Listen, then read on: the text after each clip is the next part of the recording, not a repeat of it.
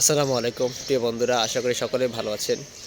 একটা বিষয় অনেকে জানতে চান, যদি কোনো নাবালিগ তার পিতামাতা হারায় এবং পিতামাতা হারানোর পরে তার যে পিতামাতার যে প্রপার্টি রয়েছে সেই প্রপার্টি থেকে তার জীবন ধারণের জন্য কিছু অংশ বিক্রি করতে চায়, সে পারবে কি পারবে না?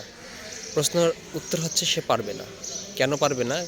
কারণ ওয়ার্ডস অ্যাক্ট 1890 অনুযায়ী যদি কোনো নাবালিগ তার পিতামাতার যে প্রপার্টি রয়েছে বা তার যে প্রপার্টি রয়েছে সে প্রপার্টি বিক্রি করতে চায়, সেটা হোক তার ভরণ পোষণ বা অন্য কোনো প্রয়োজনে, তাহলে সে পারবে না।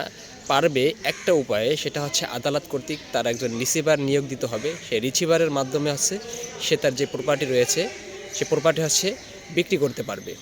সেই ক্ষেত্রে তার বয়স যখন 21 বছর হবে, 21 বছরের আগ পর্যন্ত সেই রিসিভারের মাধ্যমে সমস্ত কাজ করতে হবে, বিক্রি করা থেকে শুরু করে সমস্ত কাজ এই প্রপার্টির।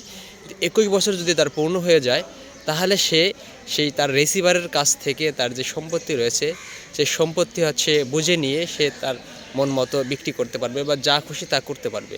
এখানে আরেকটা বিষয় বলে রাখি, সেটা হচ্ছে যে এটা শুধু সম্পত্তির ক্ষেত্রে কোনো নাবালিগ 21 বছরের আগে হচ্ছে বিক্রি করতে পারবে না বা অন্য কোনো প্রয়োজনে বিক্রি করতে পারবে না। কিন্তু কোনো নাবালিগ যদি 18 বছর পূর্ণ করে, সে চুক্তি করতে পারবে।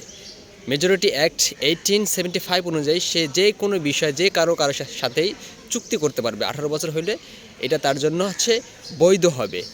শুধু 18 বছর না, 18 বছর যদি কমও হয়, কিন্তু তার যদি বেসিক যে নিড রয়েছে, খাদ্য, বস্ত্র, বাসস্থান, শিক্ষা, চিকিৎসা, এইগুলো পূরণের জন্য যদি তার কারোর সাথে চুক্তি করা লাগে, সেটাও সে করতে পারবে। এটাও হচ্ছে বৈধ মেজরিটি অ্যাক্ট 1875 অনুযায়ী।